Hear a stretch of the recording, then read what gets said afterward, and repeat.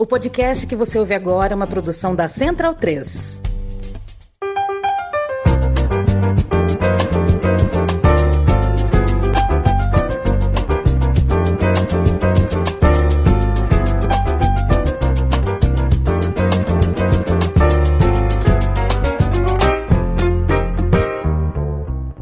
O amigo e a amiga da Central 3 é muito bem-vindo e muito bem-vinda. Este é o podcast Meio Campo. Hoje é dia 5 de abril de 2024. Se você está ao vivo ou gravado, para a gente a alegria é igual de saber que temos a sua companhia. Me chamo Leandro Amin, estou ao lado de Felipe Lobo, Leandro Stein, Matias Pinto, Bruno Bonsante, o famoso time titular. Acho que o mais longevo de todas as formações que esse podcast já teve, e já são alguns anos que a gente conversa.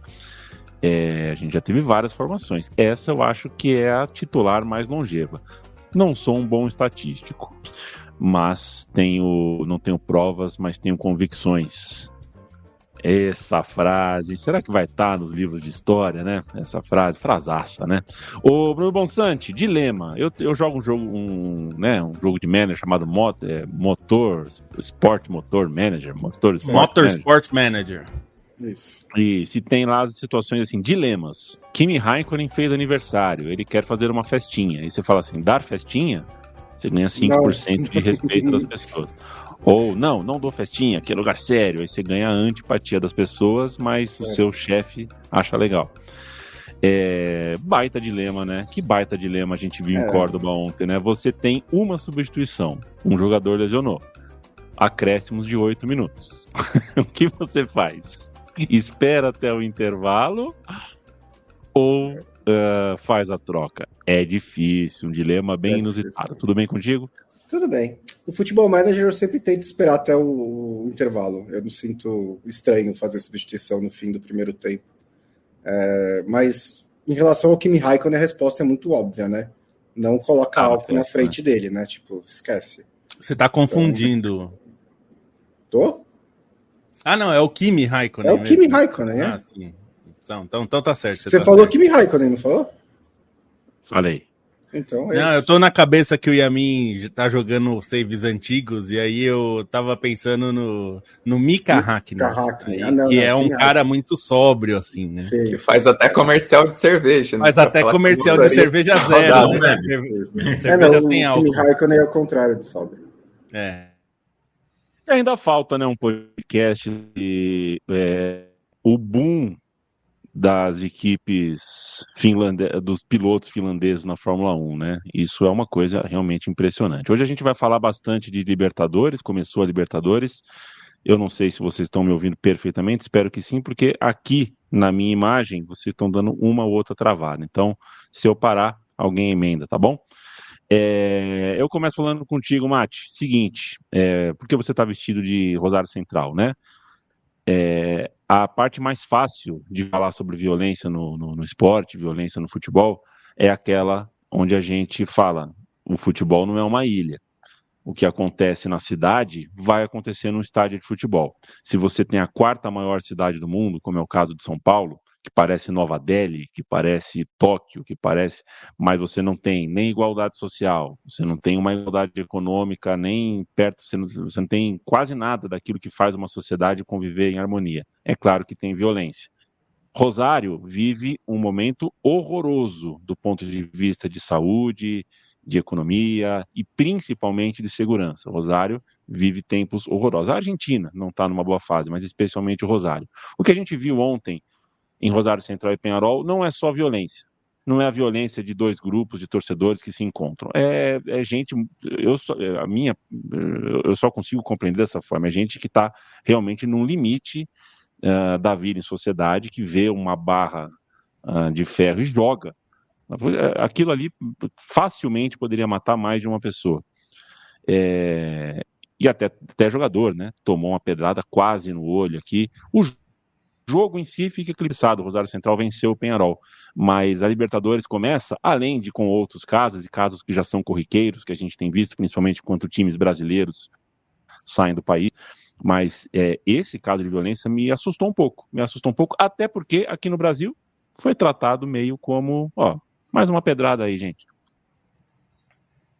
Eu queria falar, né, da volta do Rosário Central à Libertadores, da homenagem, né, que o Miguel Ángel Russo fez ao Grigol, ao Zoff, né, usando a boina, né, 2 treinadores históricos e campeões do Rosário Central, mas acabou, né, o jogo ficando do outro lado, até que não foi também um grande jogo, né, acho que um jogo muito travado, assim, enfim, o Rosário Central foi melhor em campo, mereceu a vitória por 1 gol, mas também não foi assim uma grande atuação. Mas realmente o jogo ficou de lado, né? Dado o contexto, né? Da violência que foi antes, durante e depois do jogo, né? Porque teve um grande afluxo, né? De torcedores do Peñarol. Até porque a distância não é tão grande, né, entre Montevidéu e Rosário, e a torcida do Peñarol costuma viajar em peso. São 2 clubes até com um perfil bastante similar, né, tem uma história parecida, né, começaram jogando cricket, por ferroviários, britânicos, enfim, são clubes que têm um perfil muito parecido, não à toa o Peñarol inaugurou, né, o gigante de Arrojito lá no final dos anos 20, mas mesmo essa história em comum, esse passado em comum, fica para trás porque houve ali, né, uma tentativa de um querer ser mais guapo que o outro, né, no jargão rioplatense, né, um querer ser mais malandro que o outro, ficou essa provocação aí durante o jogo e termina, né, com o defensor do Peñarol, né, o Maximiliano Oliveira, sendo agredido, né, com uma pedra ao final da partida, né, o jogo já havia sido encerrado. Isso daí até pode ser um atenuante para a Conmebol, né, que se fecha os olhos para os casos de racismo, para a violência é um pouco mais incisiva, mas mesmo assim nada demais, né?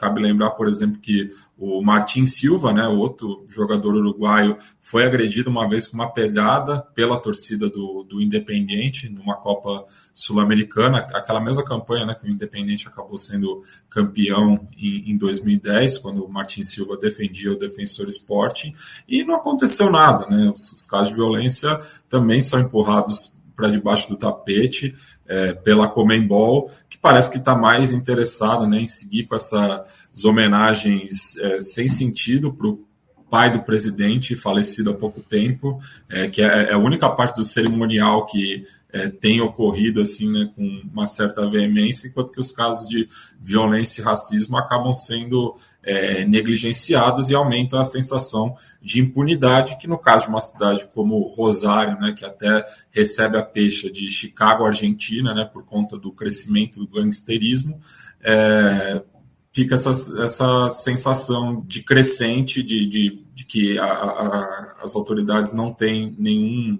papel e gera, né, cenas lamentáveis como essa. Queria só dizer, Yamin, que a gente está, como o Matias falou, é um problema que tá de Rosário, vai muito além do futebol. O futebol é parte desse problema, mas tem toda uma discussão lá. Recentemente tem uma discussão sobre segurança pública, teve, né, muita o Di Maria foi ameaçado, né? Tipo, ele que queria encerrar a carreira no Rosário Central já não sente segurança para isso. Alguns meses, o Messi chegou a ser ameaçado, né, no ano passado, antes dele anunciar que iria para o Inter Miami, quando se especulava uma possível volta, ele também foi ameaçado. E recentemente, eu não sei agora se foi o prefeito ou o governador da região que, enfim, foi pressionado por causa de problemas de segurança pública, e foram divulgadas essas imagens horrorosas aí, né, de presidiários sendo maltratados, enfim. É toda uma cena política de disputa de poder, né, do crime organizado com o governo. E assim, está muito claro, vendo pelos jornais argentinos hoje, está muito claro que houve uma falha de segurança. Eu espero que seja uma falha, porque a gente sabe que, por exemplo, na Inglaterra, não era exatamente falha, era uma política, né, de deixar os caras se pegarem, dar confusão para justificar medidas fortes depois. Houve muitas falhas ali na forma como a torcida do Peñarol foi colocada, depois a forma como impedir que a torcida do Rosário jogasse coisa, enfim. uma série de erros na forma como as autoridades lidaram com isso. Esse é o primeiro ponto. Segundo ponto, que aí a Conmebol vai ter que agir, e os governos da Argentina, e o governo, estou falando do governo nacional, mas o governo da Argentina e o governo do Uruguai vão ter que lidar, porque vai ter o jogo de volta. E o jogo de volta, nas redes sociais, a torcida do Peñarol está dizendo que, assim, não venham para cá, porque se vierem, é melhor vocês se despedirem das suas famílias. Então, assim, a gente está chegando num ponto gravíssimo mesmo da situação. Então, é melhor que as autoridades entrem, inclusive talvez seja o caso de punir o Rosário Central a jogar sem torcida, não só fora, mas jogar em casa, pelo menos um jogo, mas talvez até a fase de grupos toda.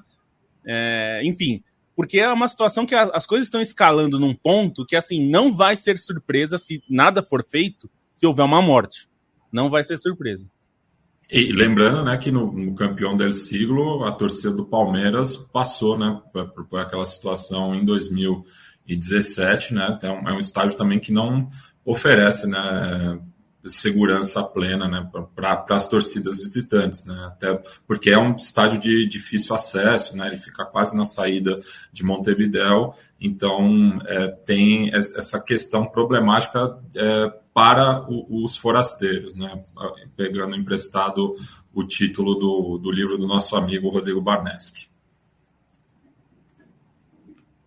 Bruno Bonsante, o negócio é o seguinte, os brasileiros todos estrearam, quase todos como visitantes, né? Você tem essa característica os grupos são espelhados, né? Então, se você é cabeça de chave, você estreia fora, os brasileiros, boa parte são cabeça. Tirando o Botafogo, que veio da pré-Libertadores, então não está nessa contagem como um brasileiro, entre aspas, todo mundo estreou fora de casa. Isso pode contribuir para os resultados não terem sido positivos, né? Se você juntar todos os brasileiros.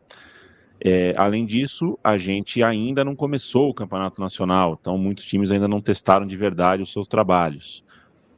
Além disso, em casos específicos como o do Fluminense, o Fluminense ainda está um mês atrás, né, porque o Fluminense estava jogando até o Natal, então o Fluminense tem um problema ainda mais grave. Mas quero saber de tudo que deu para ver, e eu gosto sempre de fazer essa lembrança, eu sou repetitivo com isso, mas eu sei que tem gente que nos ouve e torce para time A, B, C, D, F, R, J, Z, que são, 14 brasileiros em Sul-Americana e Libertadores. Não dá para assistir todos os jogos, ter opinião clara sobre todos os jogos, entender o que aconteceu em todos os jogos. São 32 trios de arbitragem andando pelo continente entre terça, quarta e quinta-feira. É muito jogo. Por exemplo, eu não tenho condições de falar sobre o Cruzeiro ontem. Não tenho condições. Não deu. Mas queria o seu destaque, assim, queria, dentro de uma semana de poucas notícias boas para o futebol brasileiro, no confronto contra adversários sul-americanos, em Libertadores e Sul-Americana, qual você acha que sai com a cabeça mais erguida? Independente de resultado, claro que conta, mas para você, qual te parece o melhor desempenho? O Galo teve um bom desempenho, né? Você tem também o Galo, sem dúvida. O Galo foi muito bem. Na Sul-Americana também algumas vitórias de destaque, a do Fortaleza, do Atlético Paranaense. Eu vi até um tweet do Rafa Oliveira dizendo que todo começo de Libertadores parece que tem esse tom meio apocalíptico, né, em relação aos brasileiros. E realmente eu sinto que a gente tem essa discussão na primeira rodada da fase de grupos várias e várias vezes, né? E acho que é muito circunstancial, né? Porque quando a Libertadores vai andando, fica claro que os brasileiros ainda são a principal potência. Eu não sei se sempre aconteceu, mas acho que já é o segundo ano seguido que a estreia vem entre finais de estadual também, né? Que é assim, a gente pode não dar muita bola para o estadual, mas quando você está no meio de uma final, é normal que você dê um pouco mais de atenção para isso em detrimento de uma caminhada de 6 rodadas, que você pode recuperar depois. Então você tem, principalmente nos brasileiros da Libertadores, basicamente, assim, desculpa, ou justificativa, ou ponderação para fazer em praticamente todos os tropeços, né? O Grêmio foi para altitude com os reservas, não levou nem os titulares. O Palmeiras poupou. O Fluminense contra o Aliança Lima tinha 8 desfalques, inclusive jogadores como o Cano, como o Ganso, como o Keno, como o John Kennedy. Você tem o São Paulo, que você até mencionou no começo do jogo, teve 3 lesões no primeiro tempo. O Flamengo, o Tite também deu uma modificada no time. E isso não quer dizer que nenhuma dessas atuações foi decepcionante ou que nenhum desses resultados, que esses resultados foram o melhor que aquele time que estava em campo conseguiria ter. Né? Por exemplo, o Aliança Lima é um time historicamente ruim na Libertadores e o Fluminense não conseguiu mais do que um empate. Mas acho que é menos uma questão de aproveitar a coincidência de que vários brasileiros tropeçaram ao mesmo tempo para tentar tecer uma grande tese sobre a força do futebol brasileiro nesse momento. E acho que é mais uma questão circunstancial de jogo a jogo. A decepção mesmo que eu tive foi o Botafogo, né? Porque pela maneira como aconteceu, esse foi um jogo que eu vi um pouco mais, eu vi quase o jogo inteiro, e a facilidade com que o Milionários, com que o Júnior saía nas costas da defesa do Botafogo, toda hora pegando contra-ataque, a defesa, o time totalmente desorganizado, foi muito chocante, ainda mais por ser um dos poucos times brasileiros que jogou em casa. Mas mesmo essa tem uma ponderação, né? O técnico estava no camarote, não estava em campo, então também é um time sem técnico, então vai lá. Mas foi do que eu vi da Libertadores, assim, o que mais me decepcionou negativamente. Não sei nem se tem uma certa acomodação, né, em relação ao que tem sido o domínio dos brasileiros nos últimos anos, de ter essa convicção que dá para correr atrás na sequência da fase de grupos, né? Eu fiquei um pouco com essa impressão na decisão do Grêmio, por exemplo, porque basicamente o Grêmio abriu mão de um resultado que mesmo com a equipe completa seria difícil, né? Um jogo na altitude contra o Strongest, que ainda vem de título, então fiquei um pouco com essa impressão, né? Os times acabaram abrindo mão um pouco por conta da convicção que dá para correr atrás. Eu não sei se essa edição dá tanto para correr atrás por algo que a gente já discutiu ali na época do sorteio, né? Os grupos, de certa maneira, eles estão equilibrados e eles oferecem muitos confrontos contra equipes tradicionais. Então, são aqueles jogos de peso com cara de Libertadores que talvez sejam mais difíceis para recuperar os pontos. Então, algumas equipes talvez ainda estejam mais tranquilas, né? Aquelas mais acostumadas a disputar a Libertadores nos últimos anos, mas não que seja uma classificação tão garantida também pensando nesse contexto. E aí, assim, o impacto dos estaduais até acredito que tenha também em relação ao ritmo dos times, né? Porque é um ritmo diferente quando a Libertadores começa agora sendo a principal competição, sendo que os clubes dos outros campeonatos nacionais já estão no nível mais alto pro padrão deles, né? Pro padrão brasileiro ainda vai chegar esse nível mais alto no Campeonato Brasileiro. E sobre isso, assim, até uma reflexão sobre como foram algumas partidas, né? Vários desses times brasileiros que tropeçaram fora de casa, eles começaram o primeiro tempo num ritmo mais baixo e aí melhoraram no segundo, ou por ter que reagir a um resultado adverso, ou por alterações que acabaram fazendo efeito, né? E melhoraram o desempenho do time, mas não o suficiente para evitar um tropeço, né? Para buscar uma vitória. Então acho que dá para fazer, assim, pelo menos no caso da Libertadores tem um cenário muito parecido para muitos times, e aí concordo com o Bons, assim, o Botafogo, até pelo ritmo competitivo de Libertadores que já estava, é o que tem menos desculpa nesse sentido, embora venha já de momentos difíceis, de crise, de tudo isso, mas assim, não dá para aceitar uma defesa tão exposta como estava, ainda mais contra um jogador como Carlos Bacca, que é um cara muito conhecido, que é um cara que tem essa capacidade de explosão. O Botafogo é realmente quem acaba mais impactado por esse resultado.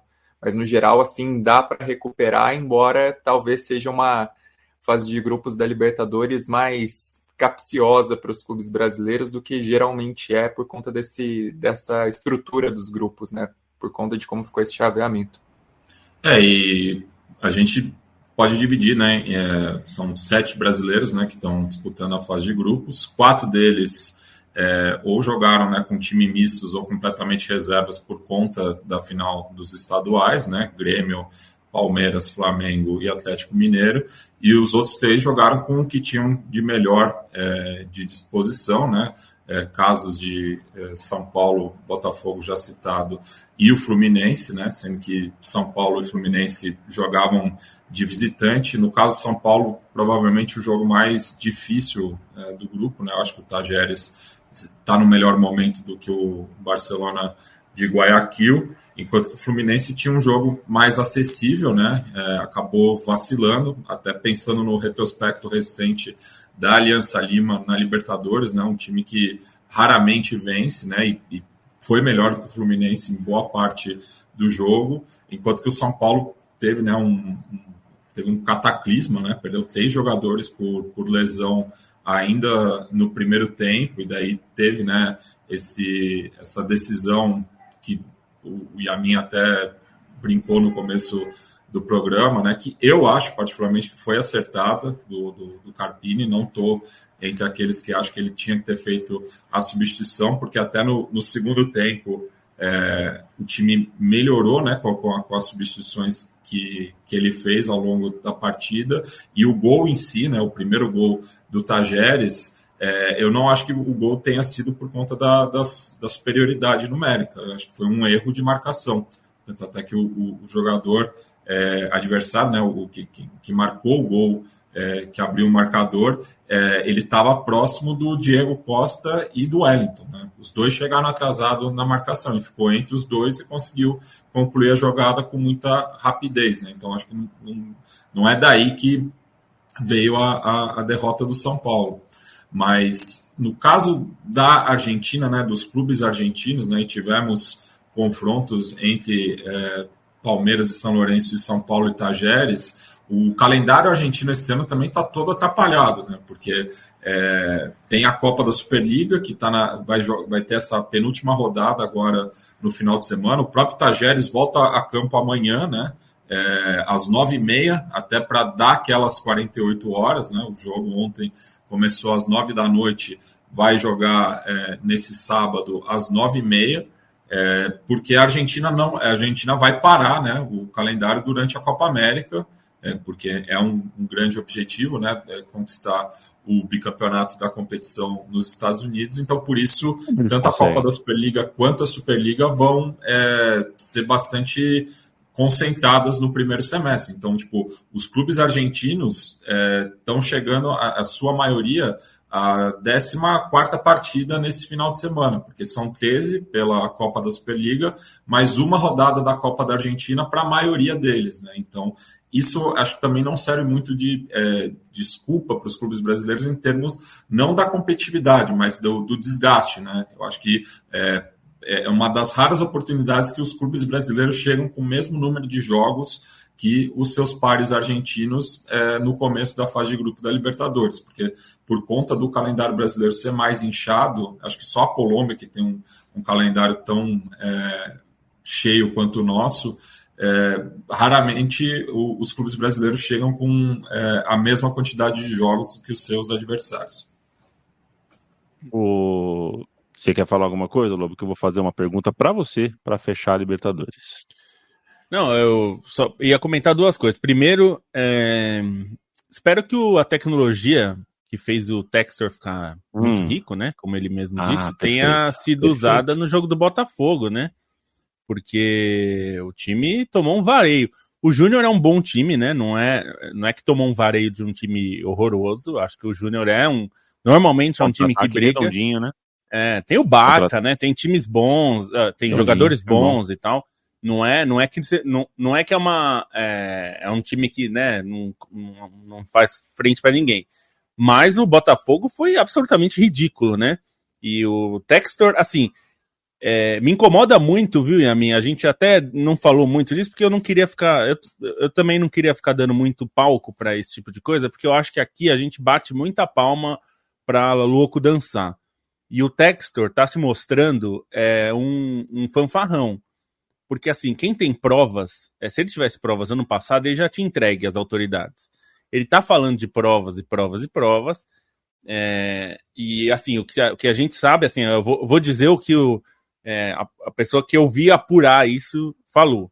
O André Rizek apurou e disse que tudo que o Textor tem é um software que indica anomalias estatísticas. Só isso. Ele só tem isso.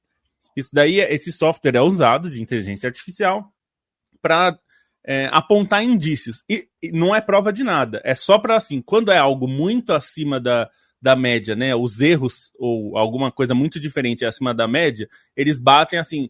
Normalmente é usado por casa de aposta para ver. Existe uma correlação, tipo, um número excessivo de apostas em um determinado evento, e esse evento é anômalo, né, estatisticamente. Aí eles cruzam isso para a partir daí criar uma investigação. Não é uma prova, é no máximo um início de conversa. E segundo o André Rizek, falou, acho que na semana passada ainda, o que ele tem é isso. Então, assim, o meu incômodo ele continua falando isso, a gente, e aqui eu tô falando como imprensa, assim, né?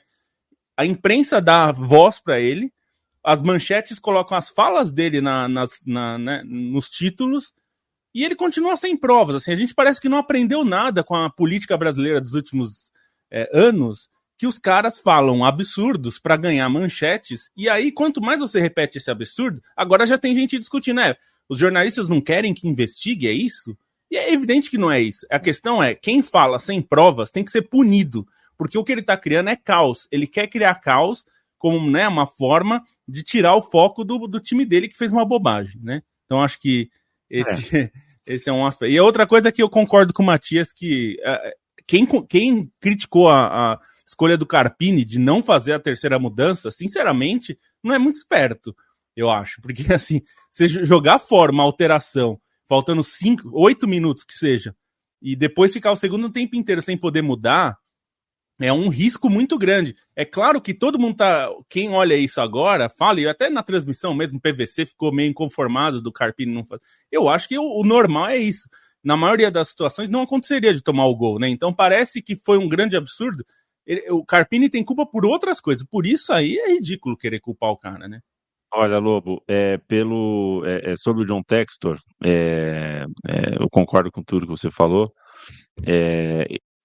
Você vai ouvindo, né, o começo do que ele falou depois de Botafogo e João de Barranquilla de novo, né, e ele começou falando algo, parece que faz sentido o que ele está falando no começo, né, até que ele solta umas coisas que parece aquele cara que fez Tropa de Elite, quando deu a entrevista pro Monark lá, ou foi um que deu pro outro, sei lá, começa a falar de Ratanabá, começa a falar de o cara que era o miliciano do filme, né? Ele acredita em umas coisas bizarras, né? Você começa falando, não, ele tá sendo razoável, ele tá falando uma coisa aí, ao ponto de vista dele, tá sendo razoável. Daqui a pouco ele tá falando de uma sociedade secreta, em Saturno, que consegue ver coisas que o ser humano normal não vê. A inteligência artificial, inclusive, merece respeito, né? Se fez a fortuna de John Textor, ok, mas ela merece respeito. A inteligência artificial não é essa definição que o John Textor deu, que são coisas que o olho humano não vê de milissegundos e que consegue perceber fraudes no futebol. Os jogadores estão sendo colocados como suspeitos por essa inteligência artificial de maneira absolutamente indevida. Espero que sejam processados, né, o Textor, porque o que ele está afirmando... Lobo, você citou o mercado de apostas, né? A inteligência artificial atua no futebol há anos. O John Textor ele não inaugurou a inteligência artificial no futebol, né, Bons? Eu sempre... A minha abordagem sempre foi, se o John Textor tem evidências de que o campeonato foi roubado, ótimo, então apresente as evidências. Mas quando ele chega e fala que as evidências é relatório de inteligência artificial, de anomalias e não sei o quê, aí para colocar em termos que ele entende, para ele entender muito bem, é bullshit, né? É só isso, tipo, não é mais nada além disso. E o que me deixa um pouquinho incomodado também é que ele tem clubes em vários países do mundo, né? E ele não é um palhaço em todos esses países. Na França ele é um pouquinho mais, ele teve algumas tretas ali com o órgão de fiscalização, com o Aulas, que é o antigo presidente do Lyon. Na Inglaterra ele é super afastado até do dia a dia do Crystal Palace, né? O Steve Parish que comanda mais o Crystal Palace.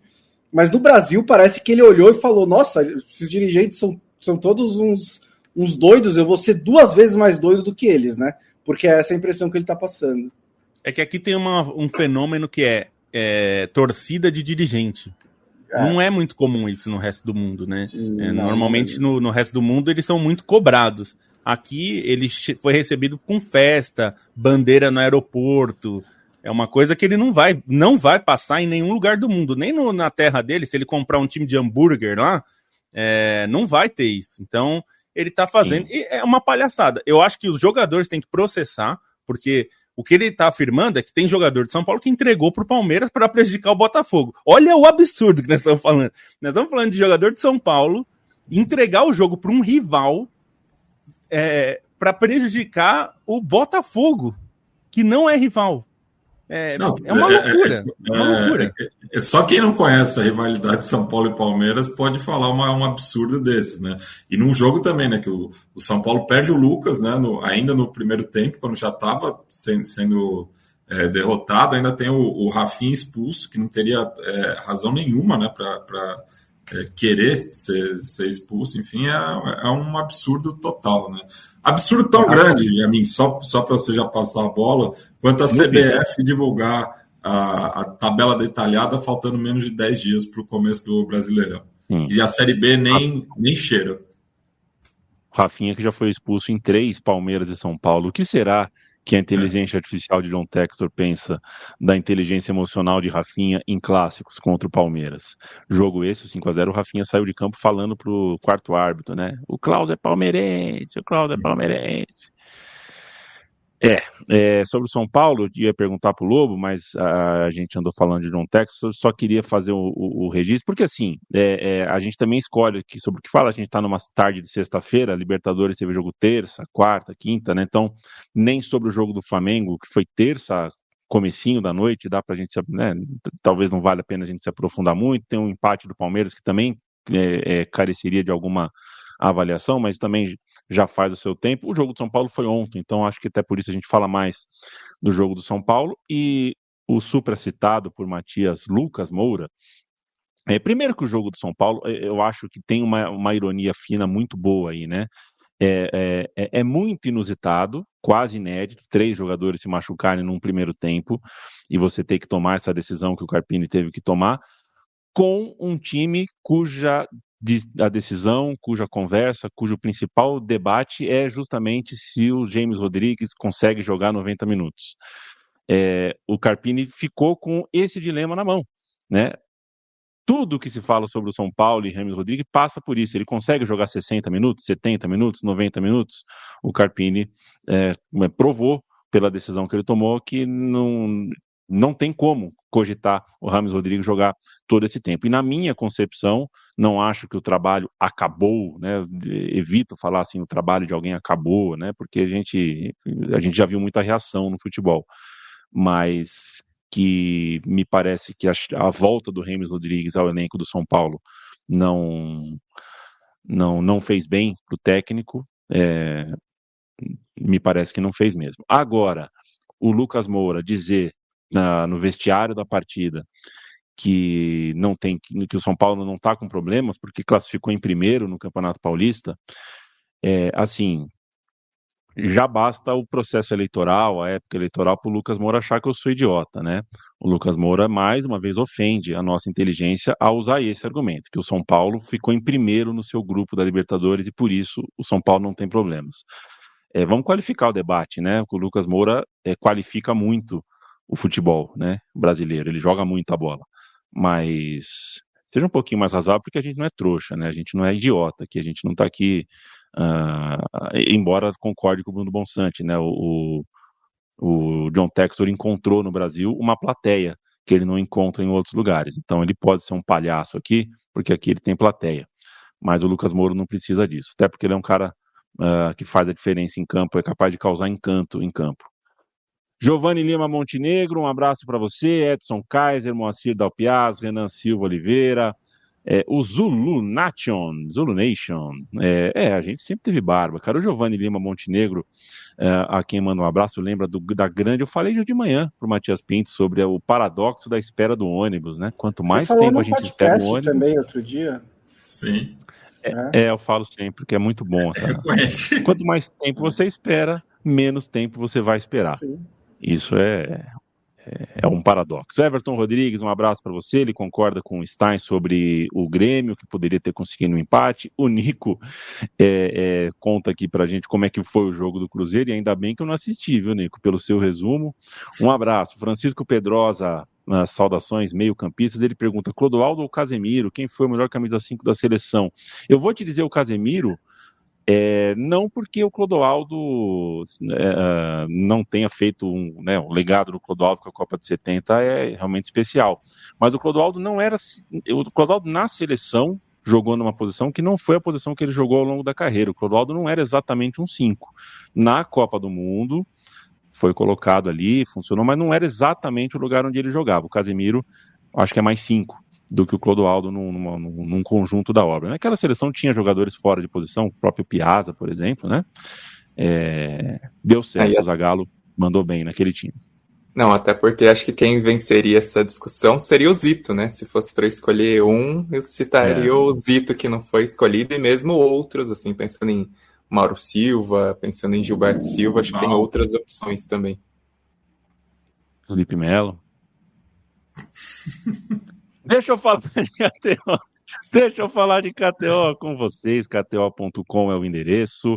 MCampo é o cupom. Se você for fazer o seu primeiro depósito, criar sua conta lá, com o cupom MCampo, você tem 20% de free bet com o seu primeiro depósito. Lá você tem as KTOs, né, um módulo criativo da equipe da KTO de fazer apostas, tem o módulo Malandrinha também e, claro, diversos esportes. A gente julga que na KTO você encontra ótimas cotações. Tanto é que Lobo e Bonsa sempre trazem dicas, eles dão uma fuçada lá no site, trazem dicas para que você faça a sua aposta esportiva. E ao fazer, a gente gosta sempre de lembrar, faça com total responsabilidade, não aposte aquilo que você não pode perder, não perca de vista que tem que ser uma diversão. Se está se transformando num estresse, dá uma parada. Diga lá, Bruno Bonsante. Não, e também só para acrescentar sinais de vício, né? Sinais de problema, procure ajuda também, que nem sempre é fácil, mas acontece, né? Com todos os tipos de coisas que acabam viciando. Bom, 3 jogos aqui que eu separei, que tem odds que me parecem interessantes. Tem Fulham e Newcastle pela Premier League e tá pagando quase 3 para o Newcastle ganhar esse jogo. É um jogo fora de casa. São times equivalentes até assim em questão de campanha nesse ano, em questão do que fizeram, mas acho que o Newcastle é um time melhor, nenhum dos dois está numa fase muito boa, mas as odds estão muito desequilibradas entre os dois, então eu acho que tem valor, né, a cotação do Newcastle, com o famoso empate devolve a aposta a 2.08, é o que eu sugiro para você se proteger no caso de um empate fora de casa, geralmente é sempre melhor. O Barcelona enfrenta o Cádiz, que está lá na parte de baixo da tabela. O Barcelona deu uma reagida recentemente, a diretoria está até falando em manter, tentando convencer o Xavi a ficar, aparentemente, né? E é o último jogo antes do clássico contra o Real Madrid, pelo Campeonato Espanhol.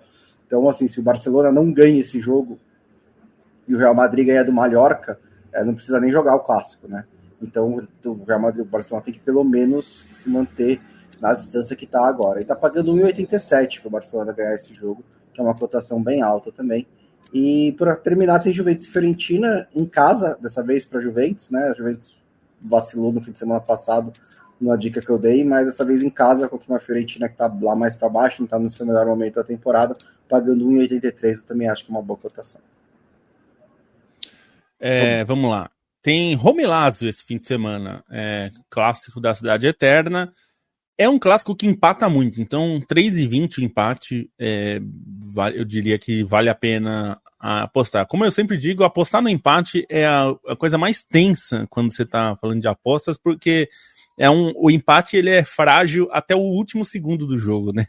Uma vitória pode ser consolidada com facilidade, mas um empate sempre fica no fio da navalha. Mas 3,20 eu acho que vale o risco.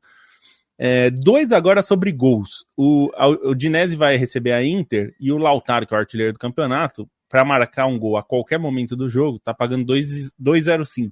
Ótima cotação. Vale o mesmo pro Salah no Manchester United e Liverpool, Salah é um jogador que faz muitos gols contra o Manchester United. Ele faz muitos gols contra todo mundo, mas contra o Manchester United ele tem uma marca muito, muito boa. Então, para o Salah marcar a qualquer momento, 1,84, que também acho uma cotação boa. E ainda vou dar uma bônus. Borussia Dortmund e Stuttgart se enfrentam, e a vitória do Dortmund está pagando 2,22. O Stuttgart está na frente do Dortmund na Bundesliga, mas o Dortmund vem numa boa fase aí nos últimos jogos na Bundesliga. Então, a vitória em casa do Dortmund está pagando bem. Acho que vale a aposta nesse caso. Um beijo, um abraço para todo o time da KTO, kto.com. Valeu por sempre apoiar a comunicação independente, apoiar o nosso trabalho aqui. Aposte com responsabilidade, gente. Beijo para vocês todos aí no sul do Brasil, time da KTO. Um abraço pro Rodrigão. Eu tô de regata, né? Para quem tá assistindo ao vivo, é a primeira vez na história desse podcast que eu venho de regata. Eu acho que se a gente Eu não sei se isso é verdade, viu? Eu não acho que seja. Eu acho que é fake news, sim. Cadê o fact-check? Então vocês podem procurar todos os vídeos. Vocês têm aí o fim de semana para procurar todos os vídeos da história. Eu acho extraordinariamente improvável que toda a sua passagem para Maceió você nunca tenha feito um podcast de regata. Maceió, que um dos clubes, os torcedores são conhecidos como regatianos. É verdade. Você tem um ponto sobre Maceió, mas eu evito, né? Porque, assim, embora a gente já tenha aqui largado mão dessa coisa de gravata, camisa social, camisa de futebol não tem a menor condição. Se eu gravar aqui com camisa de futebol, eu termino 2 quilos mais leve, porque eu suo demais e me dá aquele ataque de preciso passar um desodorante. Mas tô de regata, preferia não estar, mas é que eu tô no sul de Minas Gerais, hoje tá um calor do cão por aqui. Anderson, sim, eu desloquei o ombro, sim. Isso, ele é estranho, né? Deixa eu ver aqui, é esse aqui, né? Meu ombro tem um calombinho aqui. Eu desloquei jogando futebol, veja você, acontece. Matias Rodrigues pergunta para mim, Chicharito ou Luiz Hernandes, o Canija, mexicano, futebol mexicano é pobre, né? Puta merda, o Chicharito, vai. O Chicharito, mas caralho, né? Faltou, né? Ainda tá faltando um novo... Acho o Hernandes mais carisma, hein? Tudo bem. Carisma é de fato o Chicharito. Você gosta de ervilha, Felipe Lobo? Gosto. Você acha carismática uma ervilha? Não. Então, eu gosto do Chicharito, mas não acho o Chicharito carismático. Chicharito é ervilha, correto? Isso. Em espanhol. Não dá, ervilhinha, né? Não, porque... Ervilhinha, no caso. Nenhum nem pequena outro ervilha, são muito não bons. sei se... O futebol sobreviveria sem Chicharito e sem Luiz Hernandes, mas o futebol mexicano tá aí. Próxima Copa do Mundo, eles chegam nas oitavas de final mais uma vez. Senhoras e senhores, a Premier League seguiu, a gente teve rodada de meio de semana, Arsenal, Manchester City e Liverpool venceram. Não mudou a pontuação lá em cima, mas o que pode ter mudado que não a pontuação depois dessa rodada, Leandro Stein? Bom, acho que uma coisa que fica forte nessa rodada, pelo menos pro Liverpool, né, dos 3 times, foi quem teve a vitória mais difícil de conquistar e é até uma pauta que tinha pensado já para segunda-feira passada e não deu tempo e se reforçou. É o momento do Alexis McAllister, né, assim, tem feito uma temporada estupenda, cresceu muito no Liverpool, ditando ritmo, dando passes decisivos, dessa vez acabou marcando um golaço, meteu bola no travessão. Então, entre os protagonistas, assim, o Liverpool, que é o líder, acaba tendo esse destaque pro McAllister. Para um Liverpool que eu acho que é interessante, né, nesse período final do Klopp, mas também de uma renovação de processo, o Liverpool contratou muitos jogadores técnicos, né, acho que é um destaque dessa reconstrução do Liverpool, a quantidade de jogadores técnicos que estão à disposição do time, e até alguns caras que a gente olhava em outros clubes e se interessava, né, quem joga FM, FIFA, enfim, garanto que contratou muitas vezes Szoboszlai e outros caras que estão no Liverpool porque tinham essa característica técnica importante, era contratações que pareciam interessantes e vão dando cara para esse novo Liverpool, né? Esse Liverpool que se mostra tão competitivo, que ainda tem alguns problemas nesse jogo, como no anterior, teve um pouco de dificuldades para converter as chances em gol, mas também tem jogadores que fazem a diferença. E é uma Premier League que acaba se destacando também, em certo sentido, pelo alto nível dos volantes, né? A gente já comentou algumas vezes aqui sobre o destaque dos volantes brasileiros na Premier League, mas os 3 principais candidatos têm volantes jogando muita bola, né? No Liverpool a gente pode citar o McAllister, mas mesmo o Endo teve momentos muito importantes na campanha, né? Ele que chegou um tanto quanto sob desconfiança, mas jogava muita bola no Stuttgart e foi jogador importante em vários momentos nessa campanha. O Arsenal contratou o Declan Rice e está fazendo uma temporada também muito boa. E o Manchester City, o Rodri, né? O Rodri, se fosse para escolher o melhor jogador do campeonato nessa temporada, eu escolheria o Rodri neste momento. A gente sabe que tem ainda mais 8 partidas pela frente que são as mais importantes. Mas assim, o Rodri já vinha de uma temporada fantástica, já vinha de importância até em título de Liga das Nações pela Espanha, e continua jogando muita bola, né? Continua sendo talvez o mais preponderante desse Manchester City, com tantos jogadores protagonistas do futebol mundial como De Bruyne, como Haaland. O Rodri é o insubstituível, né? E foi um resultado em que ele ajudou muito, um 4-1 sobre o Aston Villa, muito mais fácil do que a encomenda, né? Até uma rodada que se moldava mais difícil para o Manchester City, e o Manchester City tornou esse jogo o mais fácil nesses 4-1, até pela maneira como amassou o Aston Villa mesmo sofrendo o empate, e segue nesse caminho aberto, né, do campeonato inglês com esses 3 concorrentes. E aí, só para dar um destaque também para o outro jogo da rodada, e aí de 2 times que não fazem uma boa temporada, foi o Chelsea e Manchester United, né, um 4-3 que é um grande resumo da temporada maluca, inconsistente, inconsequente dos 2 times. Quando o Chelsea parecia desperdiçar um resultado e o Manchester United buscou uma grande virada, no final o Chelsea foi e conseguiu um verdadeiro milagre nos acréscimos, né?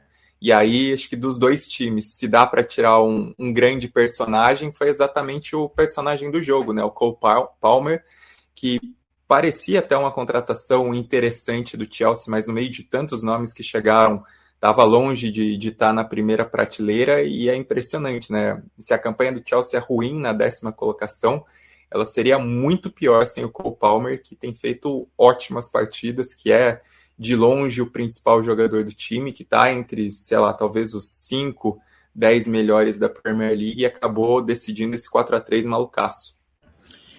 Só para ilustrar a melhora do McAllister, são 3 gols e 4 assistências nas últimas 6 rodadas, né? E antes, em toda a Premier League, ele tinha feito só 1 gol e dado uma assistência. Não necessariamente, né? Esses números mostram que o jogador está jogando bem ou mal, mas ele tem influenciado mais, né, no ataque do Liverpool, como esse armador nesses últimos jogos. Não é um cenário incomum, uma situação incomum. Jogadores que acabam de chegar no Liverpool e demoram uns 6, 7 meses para se adaptar de fato ao estilo de jogo do Klopp e ter um pico de rendimento, não um salto de rendimento.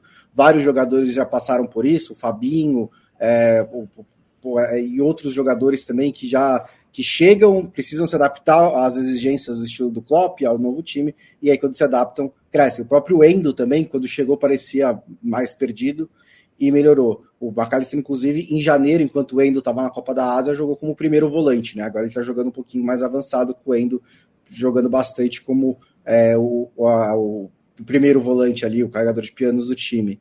O Manchester United é o time mais imprevisível, acho, de todos os tempos, né? Assim, você não sabe o que vai acontecer no jogo do Manchester United, e ele é até criativo nas maneiras como ele decepciona o torcedor dele.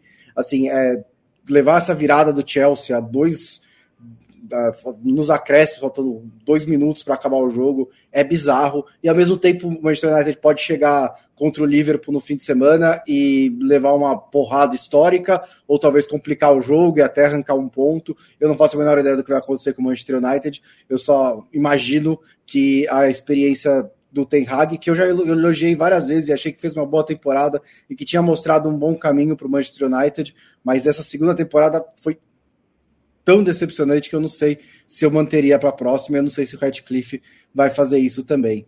E só para terminar a Premier League, 2 destaques, um positivo e um negativo dessa rodada de meio de semana. O Everton chegou a 13 rodadas sem vencer, né? E ele até em situação normal teria um pouco de gordura em relação à zona de rebaixamento, mas como perdeu 6 pontos, não tem, né? Até tem um pouco nesse momento, mas ainda está um pouco próximo demais. Mas o principal é que a moral está lá embaixo, né? E o time não consegue ganhar um jogo. 13 rodadas é uma sequência muito, muito alta.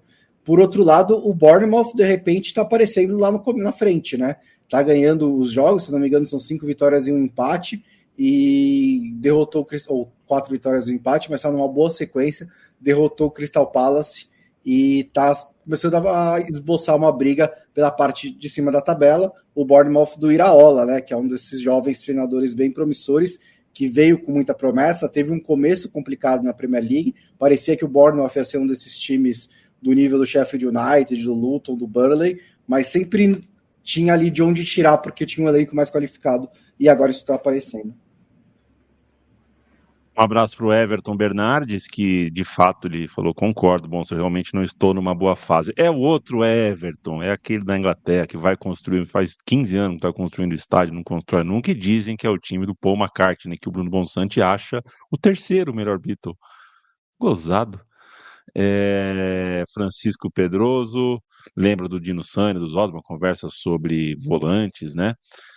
Um abraço para você e um abraço para o Christian Goit também. Acharam o empate do Chelsea maldoso? Eu achei. Estava envolvido na virada do Manchester. Um abraço para você, Christian. Puta jogo maluco, de fato, mas de futebol inglês é isso que a gente tem para conversar, certo? Eu quero falar sobre Copa da Alemanha, o Kaiserslautern. Legal isso, né, Leandro Stein? Porque o Kaiserslautern tem uma... Enfim, é o clube onde o Bremen se fez, né? É um clube que está na história do Bremen, o Bremen está na história do clube. O Bremen foi embora no começo do ano, morreu, e o Kaiserslautern está aí na final, tem um significado grande. Do outro lado, só o Bayer Leverkusen. Vai ser difícil torcer contra o Leverkusen nessa final, mas eu vou.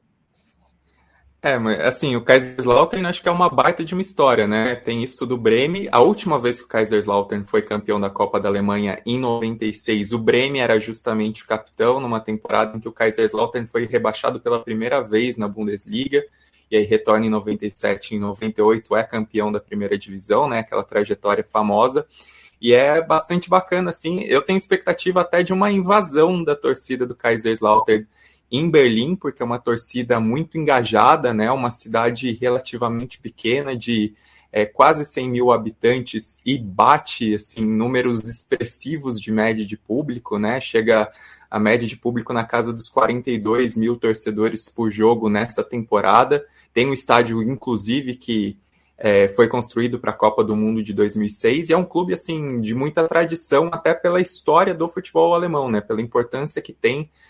No período da década de 40 para a década de 50, tinha muitos jogadores importantes, e foi a base da seleção alemã que conquistou a Copa do Mundo de 54, né? O Fritz Walter, que era o capitão da Alemanha em 54, é o grande ídolo do Kaiserslautern, dá o nome do estádio para o clube. Então é muito legal por esse engajamento e até pelas dificuldades, né? Porque é um clube que caiu pela primeira vez em 96, mas depois disso ficou aí num sobe e desce. Na última década teve um período de mais baixa, que foi rebaixado pela primeira vez à terceira divisão, correu até risco de ser rebaixado à quarta divisão, teve problema durante a pandemia, correu risco de insolvência, precisou contar com um amistoso contra o Bayern de Munique para levantar fundos e pagar a licença dele no campeonato alemão. Então são várias dificuldades. É um clube que está na zona de rebaixamento da segunda divisão atualmente, mas tinha um confronto mais acessível também, né, contra o Saarbrücken, que era outro conto de fadas, outro clube tradicionalíssimo, que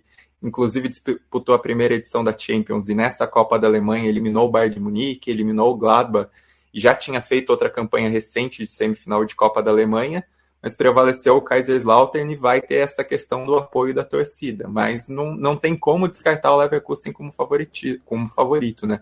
Ganhou fácil a semifinal contra o Fortuna Düsseldorf, 4-0. Tem de longe o elenco mais qualificado, uma situação muito tranquila até contra vários times da primeira divisão. Imagina um ameaçado de rebaixamento na segunda, e pode conquistar um título da Copa da Alemanha, que afinal não vem faz tempo também, né? Apesar do apelido de Neverkusen, o Leverkusen ganhou uma Copa da Alemanha em 92, 93, numa final bastante atípica, que era contra o Hertha Berlim 2, né, o time B do Hertha Berlim, que jogava a terceira divisão, é um dos maiores contos de fada da história da Copa da Alemanha. O Leverkusen ganhou, né, o gol do título foi do Kirsten, era um time interessante do Leverkusen, porque quando o Muro de Berlim caiu, o Leverkusen foi o clube que foi mais ávido para cima dos jogadores do antigo campeonato alemão oriental para contratá-los a preços mais baixos, né, para fazer boas ofertas financeiras para que esses caras reforçassem o time. Então, do meio para frente, o time tinha 3 estrelas que eram do campeonato alemão oriental, tinha jogador romeno, tinha jogador tcheco também, aproveitando esse colapso da cortina de ferro, mas tem um hiato imenso do Leverkusen, né? Mesmo com times tão competitivos já da virada dos anos 90 para os anos 2000, o Leverkusen acabou sendo 3 vezes vice da Copa da Alemanha, e agora com uma chance imensa, não só de encerrar esse jejum de títulos de primeira grandeza, como também de levar a dobradinha com a Bundesliga mais do que encaminhada, né? Eu fiquei morrendo de dó do Saarbrücken, porque elimina o Bayern, elimina o Eintracht Frankfurt, que é tipo um time super copeiro, né, do futebol europeu nesses últimos anos, elimina o Gladbach, e aí quando vem um adversário que era teoricamente acessível, né, que o Saarbrücken é da terceira divisão, o Kaiserslautern está brigando para não cair para a segunda divisão, ele é eliminado. Ao mesmo tempo me fez pensar se quando o Bayern de Munique perdeu do Saarbrücken, a gente não devia ter pensado, acho que essa vai ser uma temporada complicada para o Bayern de Munique, porque olhando agora, né, para trás, na hora apareceu, foi um acidente de percurso, né, acontece, mas aí depois tudo que aconteceu, você olha para trás e fala, talvez tenha sido uma pista, né?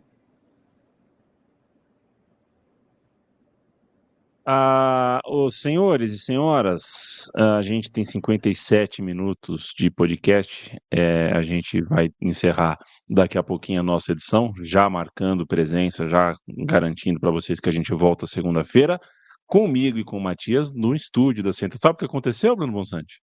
O quê?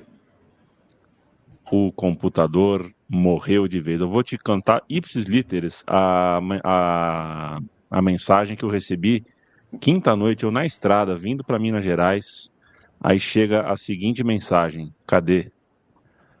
Oh, meu Deus do céu, perdi a mensagem aqui. A mensagem de Eduardo, um monstro sagrado, né? Eduardo é um monstro sagrado. Boa noite, pessoal. O que temíamos aconteceu. Eu não temia isso, eu achava que era assim. O PC... Eu temia. Depois de muito remendar, eu não sabia que ele remendava, para mim ele era um mago. Chegou a hora que não tem mais jeito. Caiu uma lágrima, assim, falei, foram bons anos, viu? Aquele computador deu muitas alegrias. Eu conheço muito pincher que não deu alegria para o dono, quanto aquele computador deu para o Matias em madrugadas de sexta-feira editando xadrez verbal. Que venha o novo, né? Que venha o novo, um bala. Hoje em dia... As pessoas não chamam mais computador de computador, né? Chamam de setup, de não sei o quê, mas é isso aí. Vai chegar um computador parrudo lá e segunda-feira a gente volta para o estúdio. Agora, Matias, com o meu boa noite, não tem como eu ler no roteiro boa noite. Que o Inter Miami, pela Conca Champions, sem o Messi, perdeu em casa. Mas trouxe o Messi para quê, caceta? Para jogar sem o Messi nas Conca Champions? Pois é. E assim, novidade nenhuma, né? Porque tivemos 3 confrontos, né, entre mexicanos e estadunidenses, os mexicanos sempre na condição de visitante, e foi um empate e 2 vitórias, sendo uma sonora goleada do América sobre o New England Revolution, ali nas cercanias de Boston, né, em Foxborough. 4-0, inapeláveis, assim, e o Pachuca que foi o único que não enfrentou clubes dos Estados Unidos, goleou o Herediano também de visitante. Então, muito possivelmente teremos aí, né, os 4 semifinalistas do país azteca. Foi um 4-0, mas sem parecer na inteligência artificial de John Textor. Então, a partir de agora, a gente sempre que tem um jogo que o placar é um pouco estranho, a gente tem que lembrar. Falou, ó, John Textor ainda não falou sobre esse jogo. Beijo, Bruno Bonsante.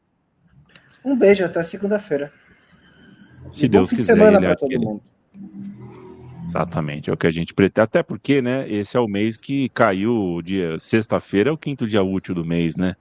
Então, o pessoal espero que o pessoal faça bom uso do dinheiro aí no fim de semana, tomando aquele chopp bem tirado e comendo aquele torresmo desse tamanho, assim, ó.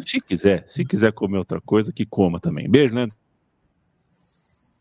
Beijo, e uma recomendação, porque vai cair um jejum também nesse final de semana, tem a final da Copa do Rei, né? Um confronto bem legal entre o Mallorca, que é o azarão que não ganha o título desde 2003, né? Na época que tinha o Eto'o, e o Athletic Bilbao, que está nesse jejum desde 84, tem uma história imensa na Copa do Rei, e tá muito bacana o clima em Bilbao. Tava até vendo essa semana um vídeo, assim, geralmente eles decoram, né, as sacadas da casa com a bandeira do Athletic Bilbao, com as cores do clube, então tá um clima muito bacana.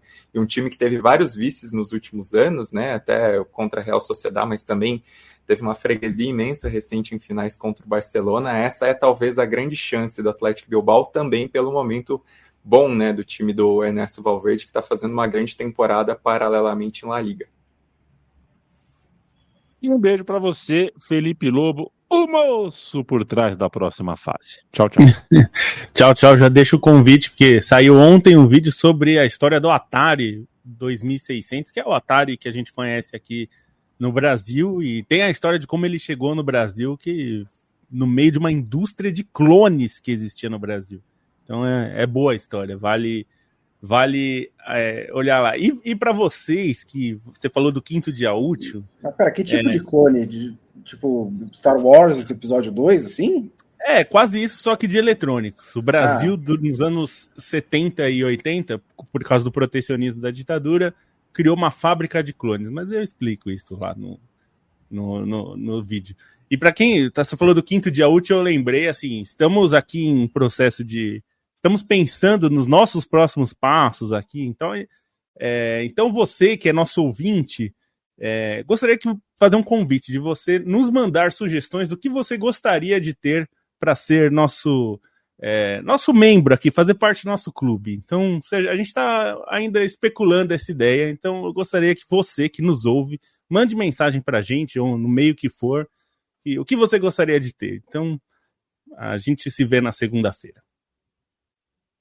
E o Dr. Robotnik não edita a própria Wikipédia, ao contrário de Wagner Mancini. Essa foi a pauta boba da semana que eu gostei de acompanhar. Aquele Andrei é meio xarope, né, cara?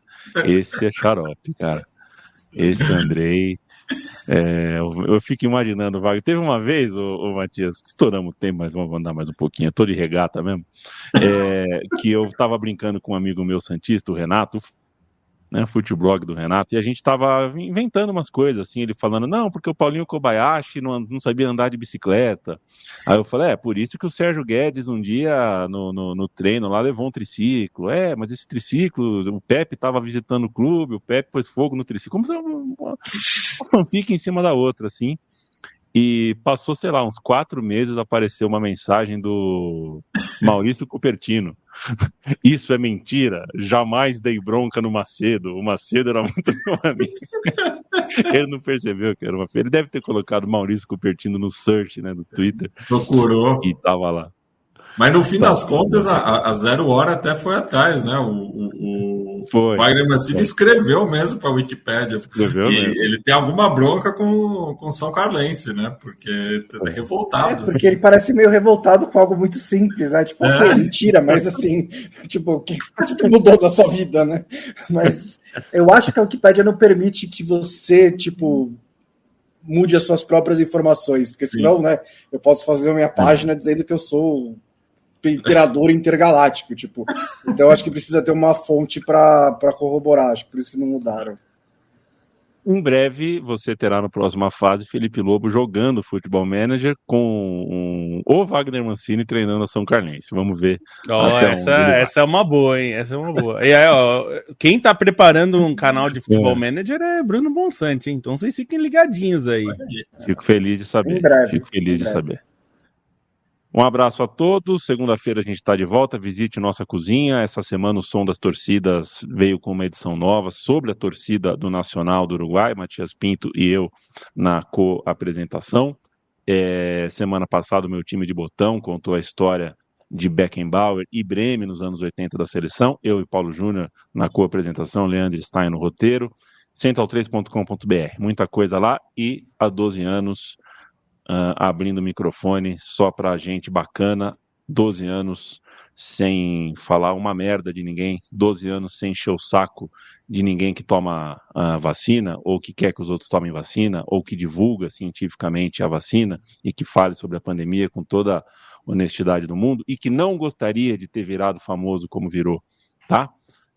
Pode perguntar pro Átila se a vida dele ficou mais legal ou pior depois que ele virou famoso, depois que ele virou um totem de combate à pandemia. Um beijo pro Átila e a Marino. E valeu, gente. Segunda-feira a gente tá aqui de volta.